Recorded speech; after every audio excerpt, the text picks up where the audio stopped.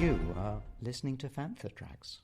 Because of the following special program, Wonder Woman and the Incredible Hulk will not be presented this evening.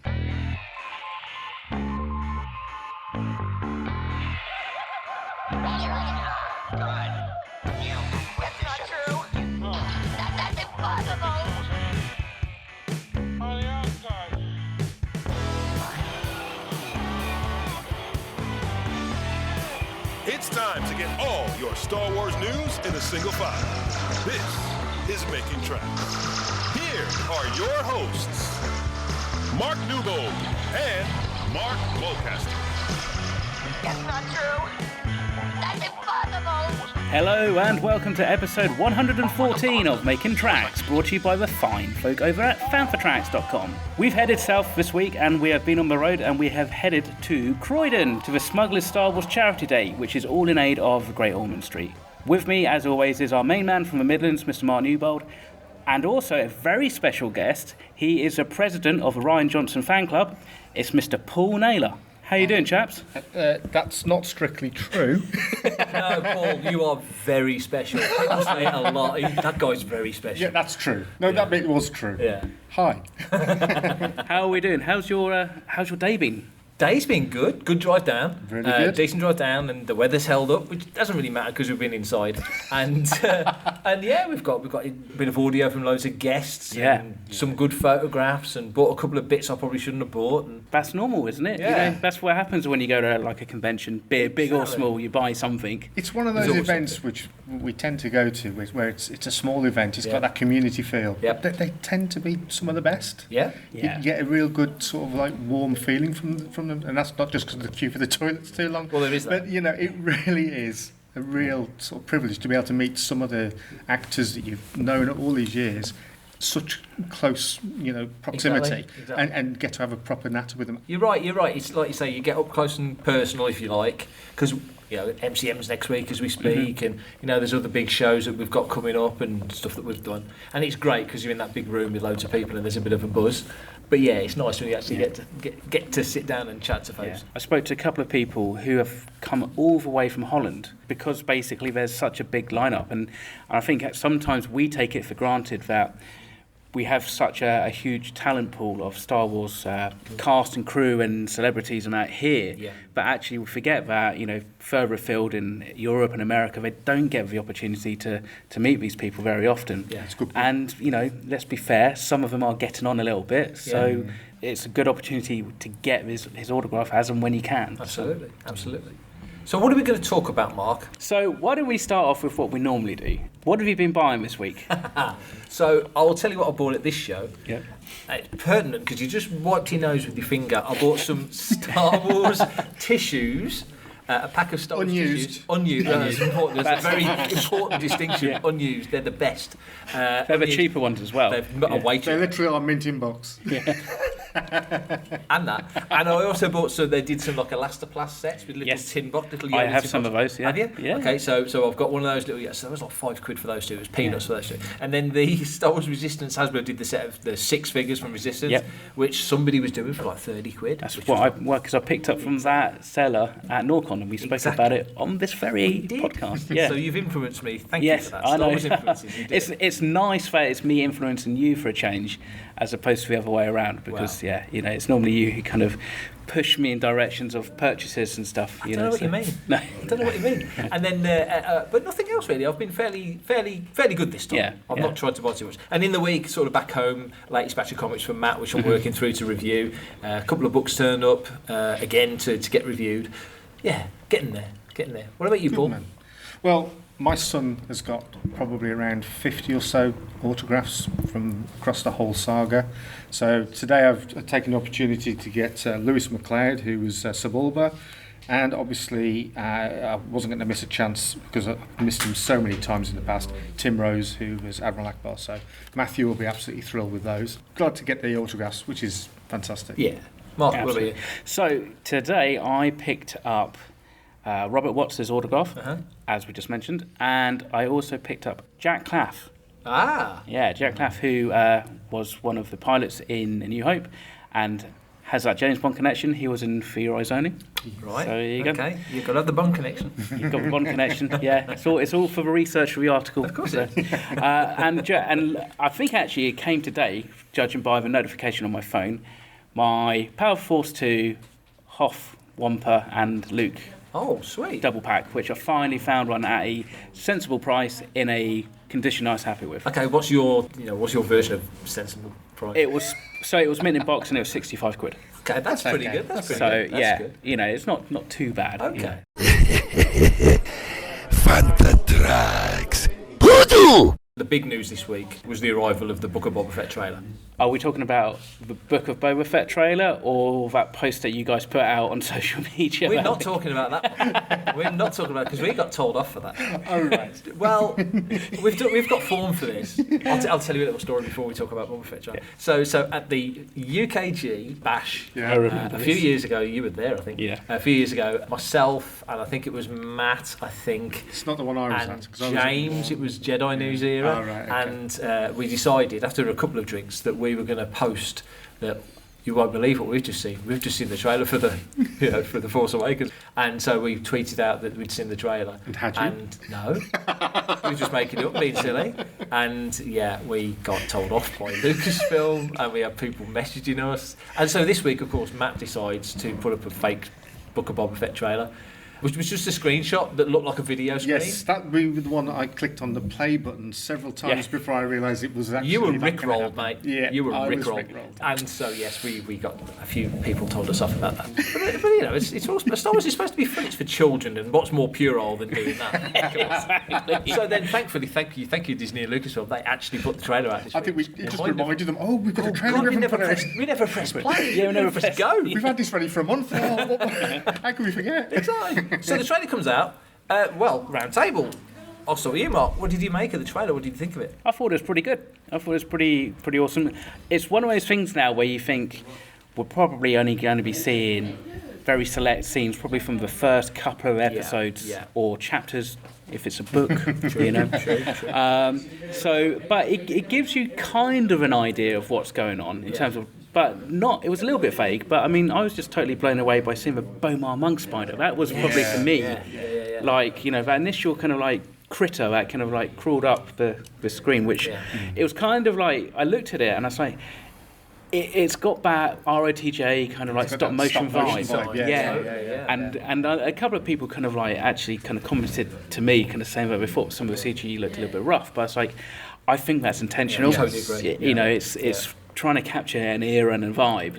So I thought that was just generally pretty good. And we see Boba, in his what we in the kind of Fiverr now refer to as his Boba Fresh costume. Nice.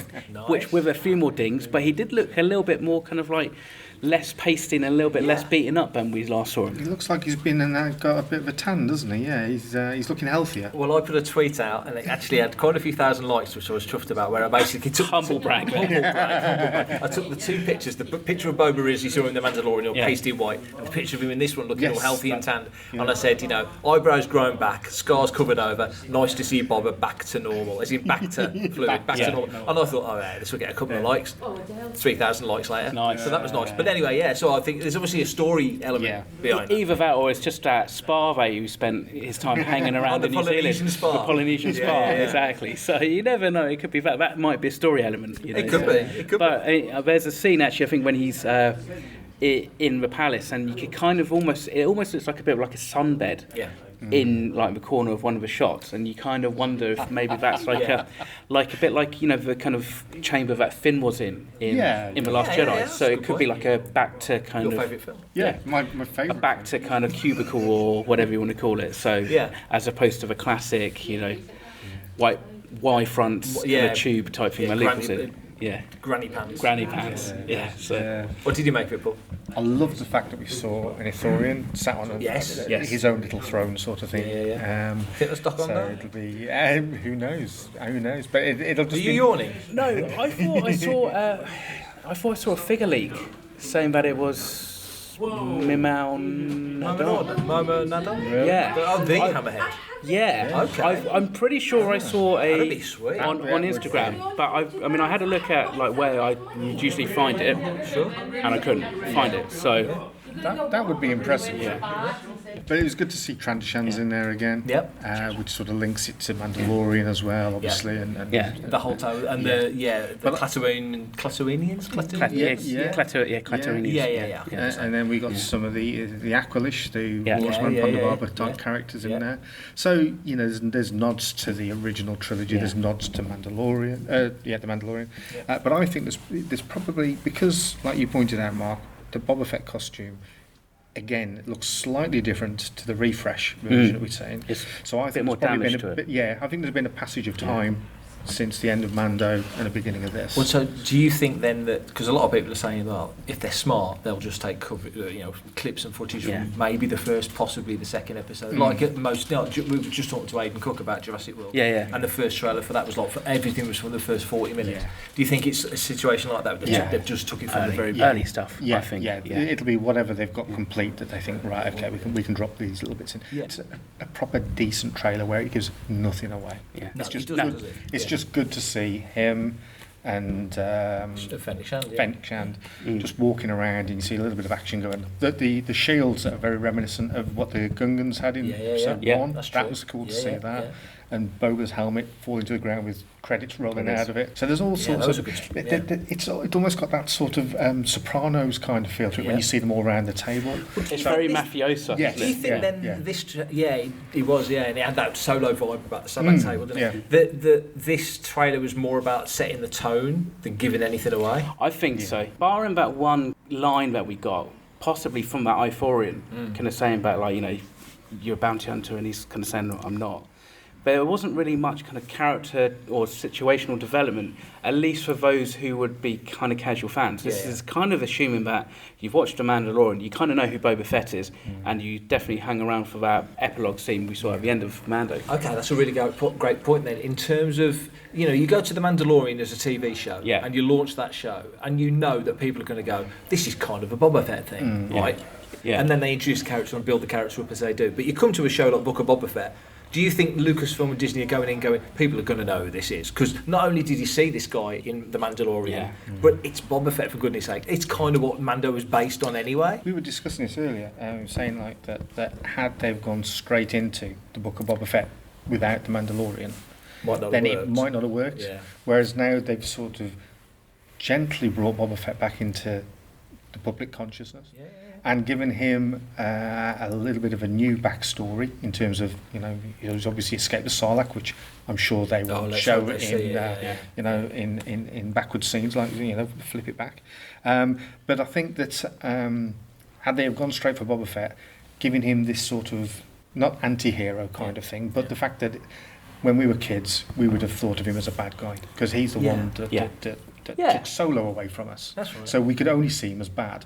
Whereas as adults, we recognise that nobody's 100% good or bad. It's point of view. So we're now getting to see him as a jobbing bounty hunter, even though he claims not to be one, although that could just be... Context, absolutely. So it'd just be interesting to see where it goes. But I'm glad that we had Mando first to give us another person in the same mask, the same armour, a different quality that we otherwise would have got. For everything in one location, daily news, reviews, interviews, podcasts, video and social media feeds, bookmark FanthaTracks.com for Star Wars news 24/7, 365.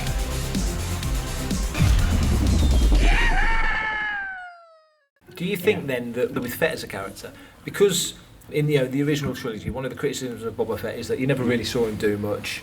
You never saw him. That was in a action. limitation of the special effects capabilities at the time. But also a limitation of the time, because Boba Fett hadn't exploded as a character. No. Lucas never really realised that it was that guy was going to blow up like he did. But if you look at the prequel trilogy rather, you could go, well, Bob was a clone of Django. You've seen Django do these amazing things for the limited time we saw him in Attack of the Clones. So you kind of know Bob was doing that similar thing. Another thing we talked about driving up was the Maori influence, the real-world Maori influence that Tim brings to it.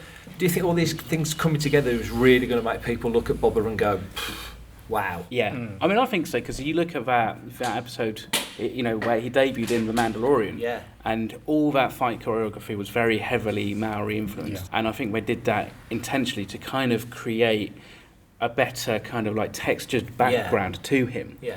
So it's a fairly blank slate, isn't it, in that sense? he kind of is, really. I mean, because to be, you know, and I mean, the one thing that we're kind of seeing a lot of nowadays with Boba Fett, as opposed to Din Djarin, is that he's taken his helmet off quite a lot. Up into, you know, all the comics that we've ever read, I think barring maybe a couple where he may have had his helmet off, but he's not in silhouette, exactly, or in shadows. He's always had his helmet on. It's the Judge Dredd thing, isn't it? It is. It's a Judge Dredd thing, and he's not very verbose, but actually, you know, started to see, even in like the War of Bounty Hunters days, a little bit more verbose, and I think that's probably to help tie the Tamura kind of like main character aspect, where he's probably going to be talking quite a bit to, you know, a little bit back to what we saw. That's a really good point. You saying that makes you think, well, you saw Tem as Django.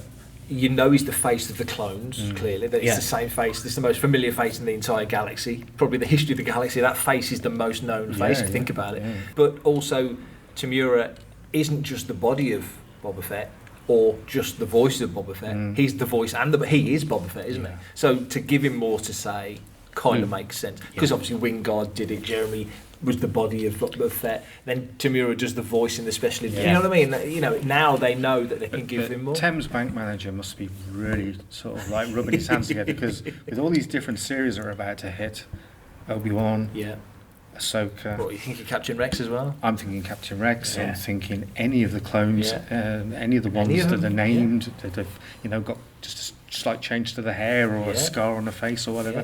He is going to be a busy man, but his bank manager's going to love him. So is his agent. Hi, this is Keith DeWinter, and you're listening to Fantha Tracks. That's Fantha Tracks with an F.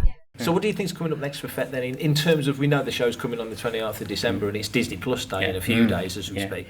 So you anticipating maybe more, maybe not a trailer, but maybe, you know, like Rogue One and the behind the scenes thing? There's meant to be some kind of there's the Boba Fett documentary, which I'm a little bit kind of like, because, you know, some of the stuff they do on Disney Plus, you know, can be a little bit generic. You know, some of us, I mean, I'm thinking the actually EPK stuff.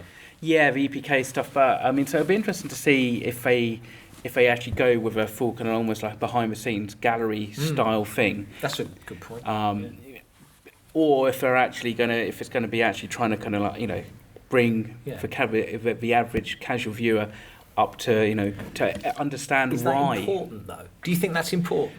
Well, I think my point was actually bring the casual viewer up to kind of understand why, you know, generally Star Wars fans get so excited significance about of the character. Significance of rather, you know, so what's the big deal about Boba Fett?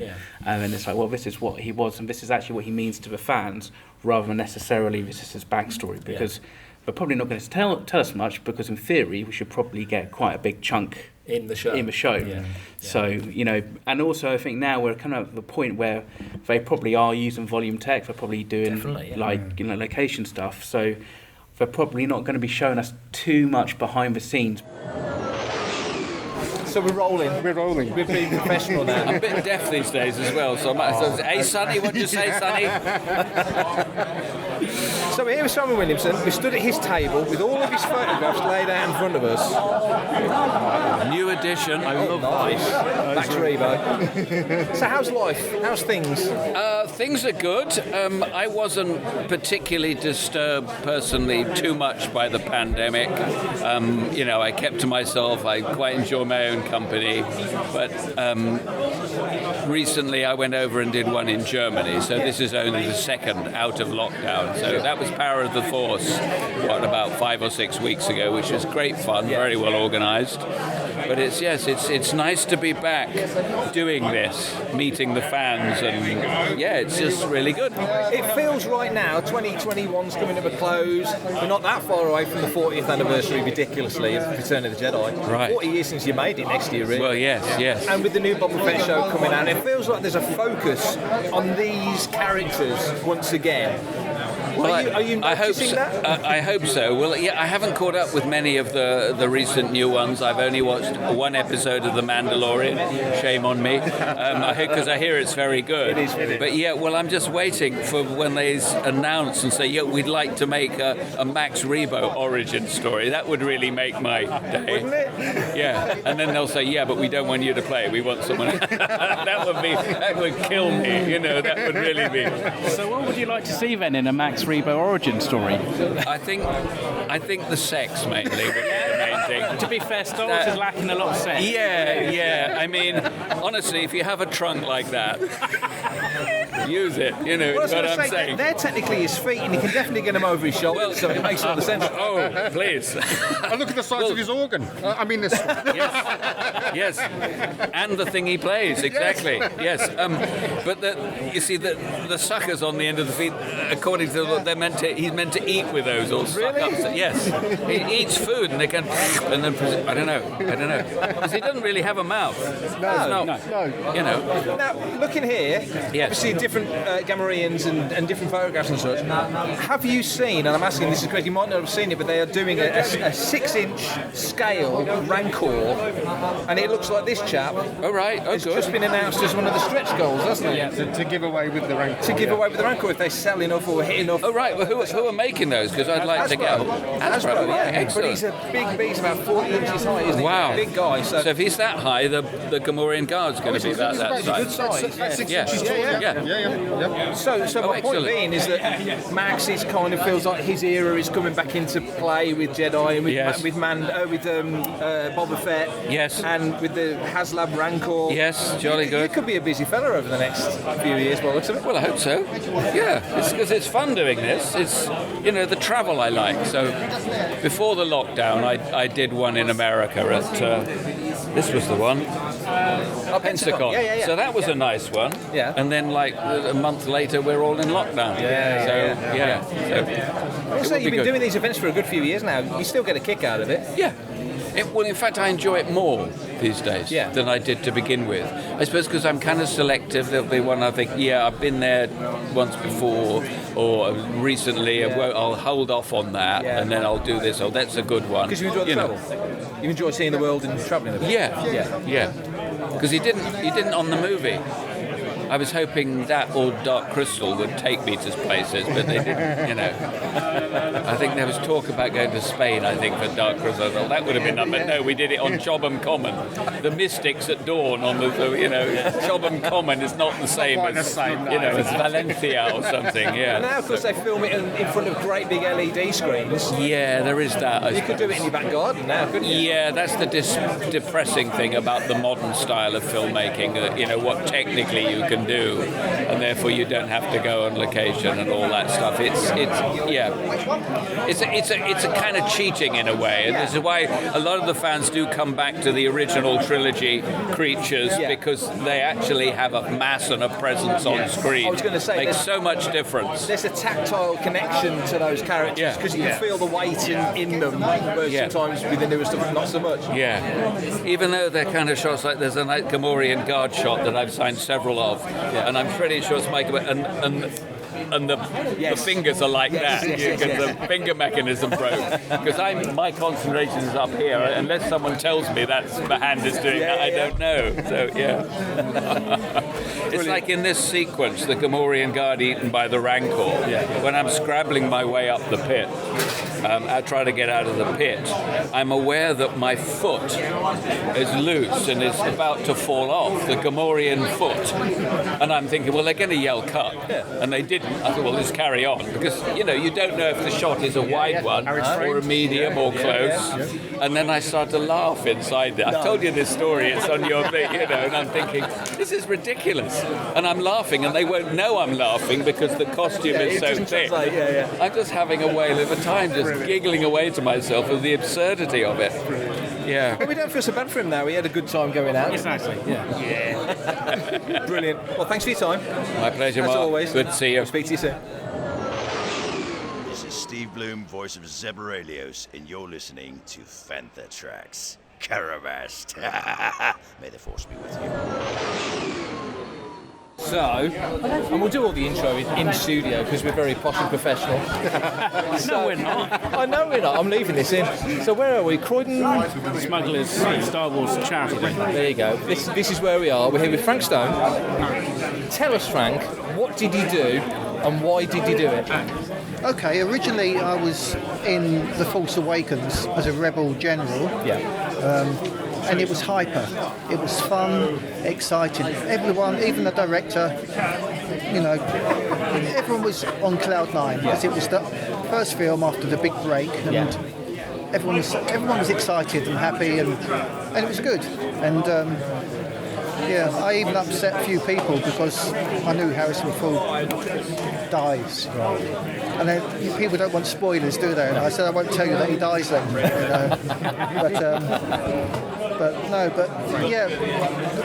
One of the other exciting parts was the Rogue One, where I'm a rebel pilot, Nosy Natam, Red 9, as they say, and with this wonderful chap, Russell. It was fun. And what was really interesting is seeing the X-Wings, because there was only 2. Right. The rest were cardboard cutouts. So when you see the distant scenes, they're all just flat. Yeah. You walk up and it's just like, it's really strange, but it's good the way they paint them to look 3D. Yeah. How did the role come to you? Because, I mean, getting into Force Awakens is one thing. Rogue One was a completely separate production, so how did you transfer across? Well, it's through your agent, really. And to be honest, it might sound strange, but I got a little bit bored. Right. In Rogue One, because they never know when they're going to film, how they're going to film. You sit around so much, and I just busy time in my life, so I didn't come back. Right. And so I think when it comes to the next film, I never got invited back again because I didn't feel this. He's just showing me a photo where they've got like everybody wide angle photo, and I'm not in it, so it's obviously where I didn't come back. Photoshop yourself. Yeah, you could do that. But no, I've got some great photos, and as you see, and it's interesting to find myself in all the books as well. Yeah, exactly. Because you don't actually know what they're going to do with the, Well, when you've done your stuff, I know a lot of the actors go and get scanned for Gentle Giant or that's a photographs taken on the day. Presumably you did. Yeah, well, we've got that was interesting as well because we got taken off to have the photos, but they also done 3D imaging. Right. So I don't know if you're old enough. I am. Because I'm old. Do you remember Joe 90? Yeah. Oh yes. He had to sit in this big dome in his He chair. looks old enough. I am old enough. I look like Joe. So you sit in this dome. Yeah. Well, you stand in the dome. Where Joe 90 used to sit in the chair, didn't he? Yeah. How do I remember that? I thought I had Alzheimer's. And there must have been, I don't know, 1,000 cameras pointing at you. And they also rotate you. So they get an image of every angle of your body. Yeah. So I assume that's for games. Yeah. Well, this is the trick. But it's so we were talking about this earlier. When technology improves at some juncture in the future, they can go back to the files with all your images on and recreate you as a, Well, you've seen how they brought people back to life in Star Wars, and it's very good, isn't it? Yeah. So, all as an ancillary sort of offshoot of doing the films, plural. Yeah. You get to come to events like this. Do you enjoy doing stuff like this, meeting folks and chatting about it? Well, I enjoy meeting people like you and the crowds and the people that wear the costumes. It's all fun, isn't it? Yeah. Fun event, makes it good for the family. So keep the game alive. That's it. With the costumes, obviously X-Wing pilots have different helmet designs. Did you get to choose it from a rack, or did they just say this is the one you're going to wear? Or? They just told us to grab a helmet. Right. And everyone just grabbed what they wanted. Was there anything that drew you to the one that you chose? I was actually just talking about it earlier because I've got photos with 2 different helmets. It's okay. Oh, wow. So it's not here. This is all the same helmet, but I've got a photo on my phone where I'm holding a different helmet. Maybe not so at the twin. Maybe you played 2 characters and you just didn't know it. Well, I did play 2 characters. Well, yeah. Across different films. No, in the same film. Oh, in that same film. I was also a stormtrooper. Right. Oh, okay. And I think I went down in history as the oldest stormtrooper. So that's pretty cool. Yeah, no, it was Rupert. Okay. Rupert. Right. His name was Rupert. Okay. And he was the oldest stormtrooper until I got. I didn't do that many parts as a trooper. So from what you've said, you had the character in The Force Awakens, 2 characters, hero and villain, in Rogue One. So that's a pretty good CV for Star Wars. It is, I suppose. Which did you prefer? Did you prefer Stormtrooper or Pilot? Well, Stormtrooper's famous, isn't it? Yeah. For the outfit, and it was exciting to do, but you've got a helmet on, so you can't be seen, and everyone likes to be seen, don't they? So the Pilot is better for that reason. And it's a more comfortable costume. Yep. Says the guy wearing the costume. Says the guy wearing the Pilot costume. No, originally I didn't fit in the costume. I was at Pinewood in the Bond studio where they built the craft spaceship, basically. It was the landing deck. So I had a part on there as well, but I got transferred fairly quickly. Brilliant. Well, thanks for your time. No problem. Really appreciate it. Have a good day. Good, well, and you? I will. Waiting for my sandwich now. Nice. Aren't we all? Me too. I'm Stephen Lane, CEO and founder of Prop Store. Let me tell you a little bit about the auction itself. It's a 3-day auction, November the 9th through to November the 11th. We're going to start each day at about 3 p.m. GMT, so that's 3 p.m. here in London. That's 7 a.m. on the west coast of the US and 11 a.m. on the east coast of America. There's going to be over 1,000 lots from over 300 film titles and TV shows, so please be prepared to tune in for about 6 to 7 hours each day. And you can find out all the information about the auction and register for bidding at propstore.com/live auction. Question for you two, because obviously there's a lot of focus on Fennec and Boba in the trailer. Yeah. Where do we see those 2 characters going? Do we think they're going to actually go down a mutual respect route, or do we think possibly there could be a bit of a romantic crossover? I think personally it's a business transaction. I think there's respect, because I think the smart thing they did with Fennec was just within 18 months of introducing her in Mando and killing her off and then bringing her back, sort of thing, via Fett, was that they brought him into the Bad Batch. So I think it'll be a business transaction and a mutual respect thing rather than a relationship thing. And we don't know how old she is as a character. We don't know what her history is, because you assume that she's the same age as the character, but you don't know. I'm viewing it slightly as a life debt thing. Could be. Similar to where, because obviously Boba Fett rescued her after she'd been shot. That's true. In The Mandalorian. And I think there is that element of, she's thinking, right, I owe you big time, so I'm going to look after you and help you out.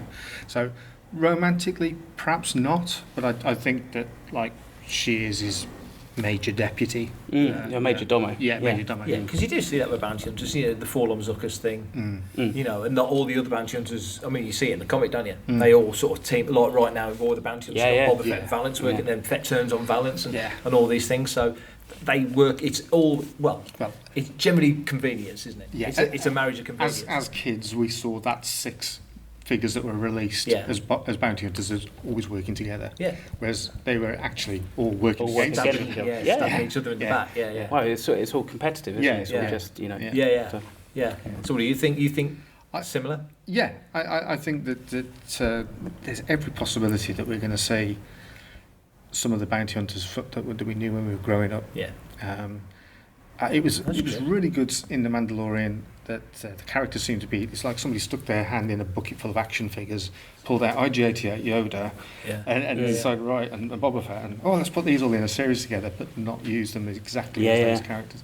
Which, but isn't that a bit like The Force Awakens, though, in the sense that we'll have another Star Destroyer, another Death Star, another TIE Fighter, another X-Wing, but they won't be the ones they're slightly different variations of that. That's going to create more kind of like interest and stuff like that. So. But now you could have IG-88 turn up in Book of Boba Fett, because we've got IG-11, so there's no reason why we can't have that. And again, more people will be like, oh, that's an IG series, and we'll know and be familiar with that. And also because if there is flashback stuff, which I think I don't want to. I mean, I don't think any of us want to put words into their mouth. It's the same thing like with the new Spider-Man film, and everyone's expecting the other Spider-Man. And if they don't turn up, people go, "Oh, it's not what we wanted." Yeah. No, you've come up with that idea. That's your theory. Yeah, exactly. Yeah. So you don't want to hypothesise too much, but you kind of think, well, if they do go back to the Sarlacc pit, Boba Fett having his worst day ever, and dragging himself out however long after. Yeah. But at least they have got that footage of Tem from Attack of the Clones, which from years back, which they can use that. So that was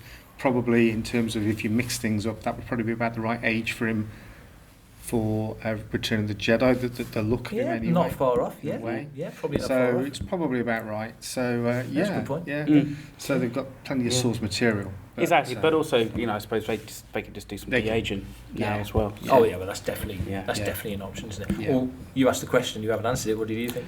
I don't know actually, because there's mutual respect, and I just wonder. It'd be interesting if actually we find out that Boba didn't necessarily save her life, but he repaired her, and actually she was a cyborg all along, a bit like Guri from Shadows of the Empire. Or Valance. Or Valance, exactly. Yeah. So that will be interesting to see, and I just wonder whether there's got to be more to that relationship than what we've seen already. Yeah. So whether or not that's a blood debt which goes back further, or if there's something that develops because of it, it'd be quite interesting just to see. And I just wonder actually, because we don't get to see many kind of people kind of get together, so to speak, in Star Wars. Well, that is a conversation. Romance in Star Wars outside of Han and Leia, or Han and Kira. Yeah. Not an awful lot of it, is there really? There's a lot of inferred stuff. You can infer that Shmi and Qui-Gon, you can infer that Obi-Wan and Satine, but there's actually not that much that you don't really see much on-screen romance, really. And I mean, even if you look at the sequel trilogy, you get Rey and Kylo have one kiss right at the very end. So. And like you say, I don't know. Does it demean the characters? Does it alter the perspective on the characters? I don't know, but yeah, I just wonder whether at some juncture they're going to go down that path with not if not Fennec and Boba, then other characters. Because I don't know. I don't see Boba as a particularly that social character. I don't think it would be taken very well if it happened either. I think if we saw him having like that romantic sort of direction, I think people go, oh please, no, don't go down it. So I think they would avoid that. It feels like there's not. I mean, you want to widen the scope of the character, but you want to keep some mystery to him. I think. Exactly. Hey man, it's me, Kevin Smith, Star Wars fan, Fantha Tracks fan. Disney Plus Day. We've got Obi-Wan coming. We've got Andor coming. We've got Season 2 Bad Batch coming, which is probably already wrapped and done. What sort of other stuff outside of the Boba Fett documentary? What other stuff do you think we might see? I think we'll get some sort of teaser for Kenobi. I think you were saying earlier that you don't think they'll show his face. No, somebody online said something. I thought actually makes a lot of sense. But I think they might, even if they just show him from, say, the moustache down. Just with like a bit of greyness just in there, just to sort of like make you think, oh yeah, he's a little bit older now. I mean, I suppose the thing is obviously with we kind of see this very much with how Disney Plus kind of works. They work in a very focused promotional kind of way, don't they? And they only really focus on the next kind of series that they are promoting. So whether or not they put anything out will be interesting, or if it, they maybe just save it. They might just post it. They might just flash up an image. Exactly. I mean, I suppose it all depends. Again, that Book of Boba Fett documentary is whether or not they stay solely with that, or maybe they use it as a way to kind of catch us up on actually all those series that actually they talked about last year at the Investors. Interlink. Because it is the Investors' Day essentially, isn't it? It's what it used to be, the Investors' Day, pretty much. They've packaged it up nicely. They might feel that because they've got Boba Fett coming up and that's so hotly anticipated, they don't need to show anything else. They don't need to kind of shift focus on that. And maybe actually what we get, and maybe this is something that they will start doing more often now, is actually whether or not it's tied in or not to the series that we're watching, stick a teaser at the end of that series, that last episode or something. I think that is about all we have got time for. I mean, because we are sat in the corner of a changing room, and it is a changing room. It is a changing room. So we shall probably make our merry way home. You mean make tracks? We should make tracks. Yes. Very good. But before we can, Mark, can you let the good listeners know how they can get in touch if they would like to? I can never remember this, but I will basically say that if you go to any of the social medias, go to @Fantha Tracks. You can find Mark at @mmulcaster on Twitter, me at prefect_timing on Twitter. Fantha Tracks is @Fantha Tracks, as it is everywhere. Fantha Tracks is everywhere. It should be a slogan, that, shouldn't it? Should be. Where can people find you, Paul? 07... No. just find me. Yeah, Find me. yeah. You can find me via my business, which is Media and You. So if you just Google Media and You might find me. I'm Paul Naylor. But you can get me on all the usual places like Twitter, Facebook. Look me up. Look him up. Friends Reunited. And also very soon, Tinder, of course, Tinder, Grindr, and very soon, particularly Grindr, of course, and very soon on Start Your Engines Absolutely. as well, which we will, I promise, be recording very soon. Once we find the ignition key. Yes. And of course, until next time, thank you very much for listening. Stay safe, take care, and may the Force be with you. Oh, he cocked it off. I can't believe it. I can't. Oh. I think keep it as that. There you go. Coming up next on Fantha Tracks Radio, it's another episode of Making Tracks.